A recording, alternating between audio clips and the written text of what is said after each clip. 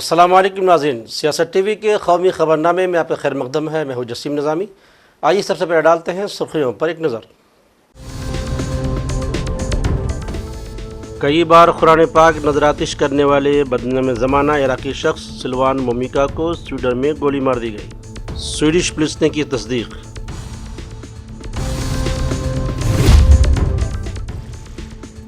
वक्फ तरमीमी bill पर parliament की मुश्तरका committee की रिपोर्ट का मसवदा लोकसभा स्पीकर ओम बिरला को पेश। बजट इजलास से एक दिन कबल कमेटी का इक़दाम।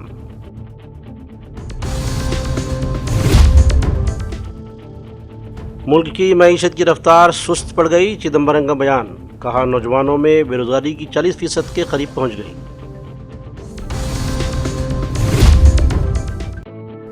बाबा ख़ौम महात्मा गांधी को उनकी बरसी पर खराज। वो एक शख्स नहीं बल्कि ख्याल और हिंदुस्तान की रूह हैं, राहुल गांधी का बयान।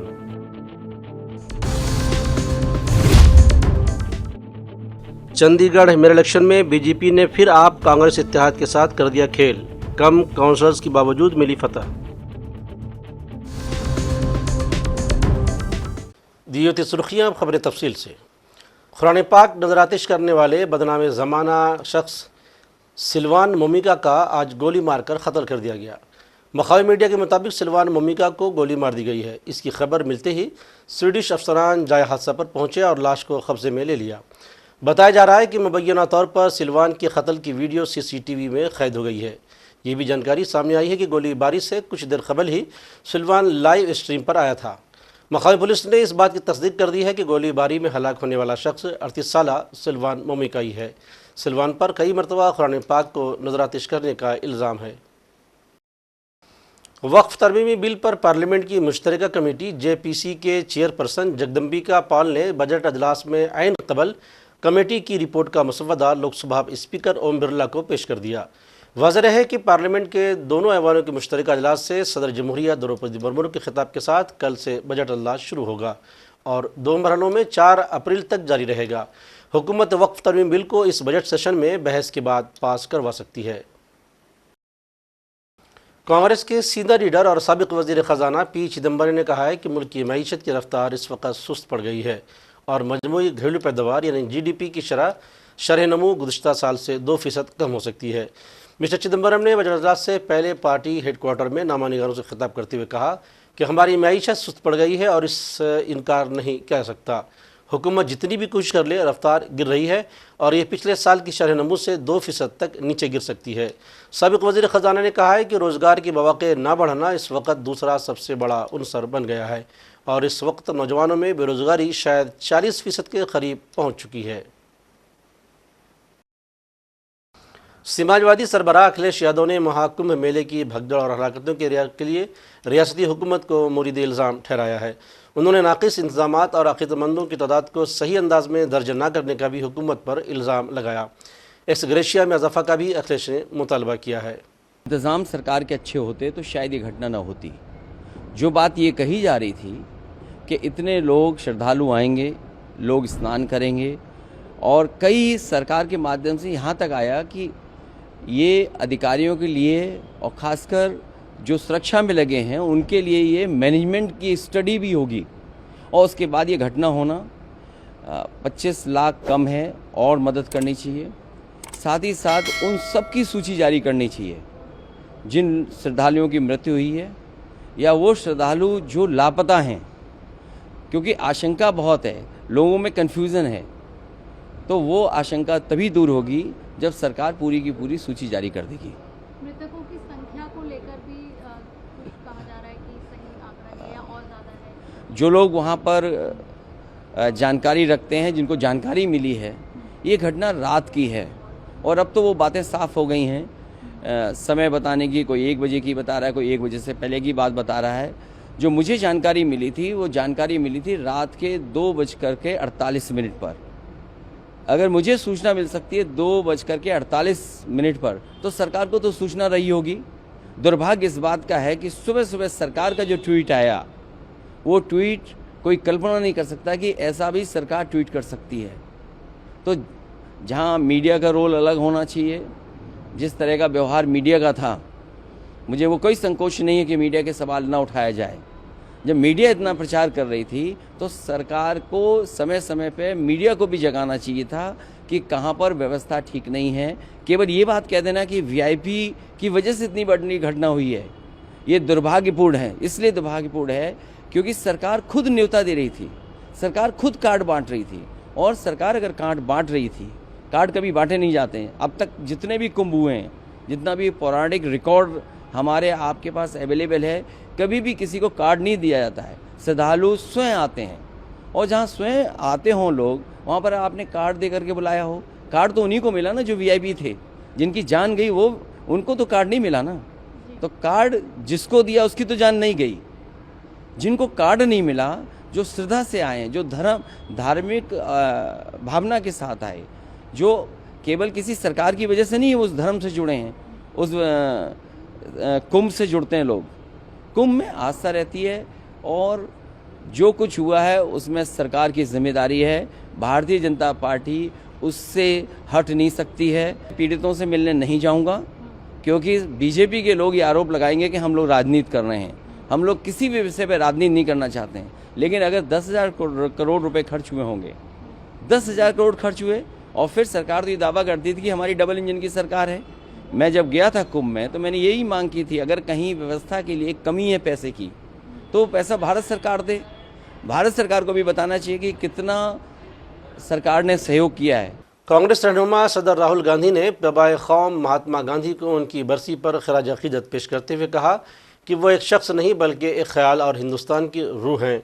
मिस्टर गांधी ने कहा कि गांधी जी सिर्फ एक शख्स नहीं, वो हिंदुस्तान की रूह हैं। राहुल गांधी ने मज़ीद कहा कि आज भी हर हिंदुस्तानी में बापू जिंदा हैं। अदम तशद्दुद और बेखौफी की ताकत सबसे बड़ी सल्तनत की जड़ों को भी हिला सकती है। पूरी दुनिया उनके नज़रियात से तहरीक लेती है। इससे पहले कांग्रेस सदर मल्लिकार्जुन खड़गे और राहुल गांधी ने बाबाए कौम महात्मा गांधी को उनकी बरसी पर खराज अकीदत पेश किया। दिल्ली में रायसीना पहाड़ियों की ढलान पर फैले हुए विजय चौक को चारशंबा की शाम गुरूब होते ही सूरज की सुर्ख और पीली किरणों की चमक और फौजी दस्तों, तीनों अफवाज और नीम फौजी दस्तों के बैंड की जादुई धुनें शानदार मंजर पेश कर रही थीं।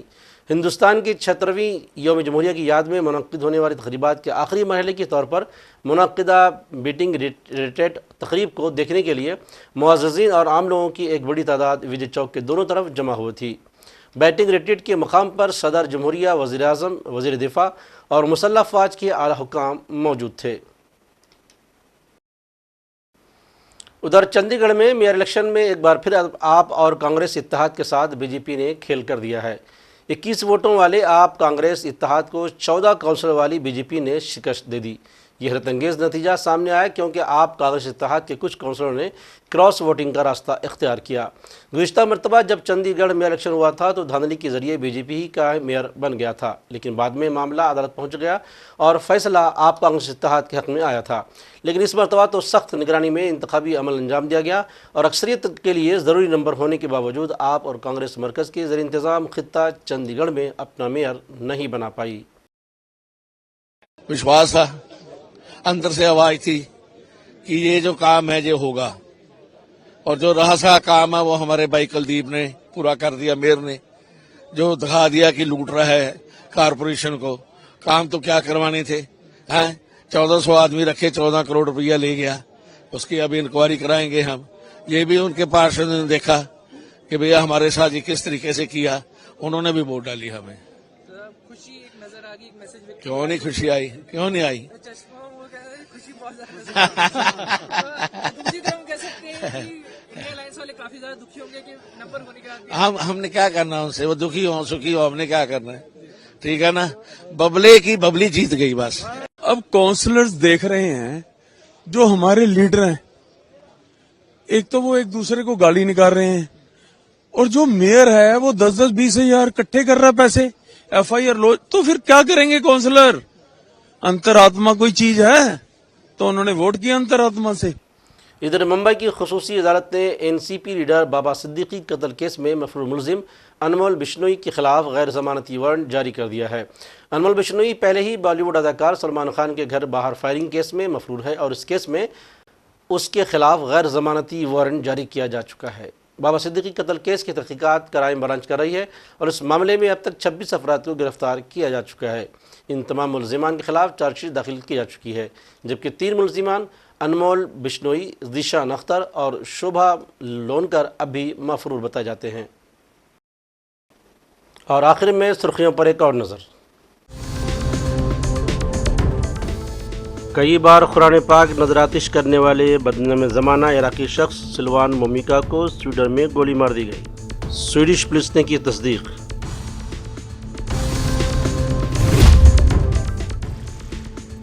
वक्फ तरमीमी बिल पर पार्लियामेंट की मुश्तरका कमेटी की रिपोर्ट का मसवदा लोकसभा स्पीकर ओम बिरला को पेश। बजट इजलास से एक दिन कबल कमेटी का इक़दाम।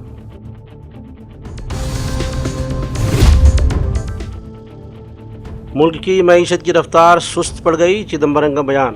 कहा नौजवानों में बेरोजगारी की 40% के करीब पहुंच गई।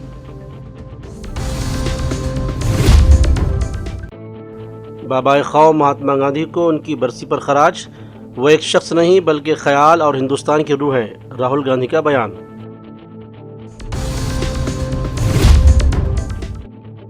चंडीगढ़ मेयर इलेक्शन में बीजेपी ने फिर आप कांग्रेस इत्तेहाद के साथ कर दिया खेल। कम काउंसलर्स के बावजूद मिली फतह।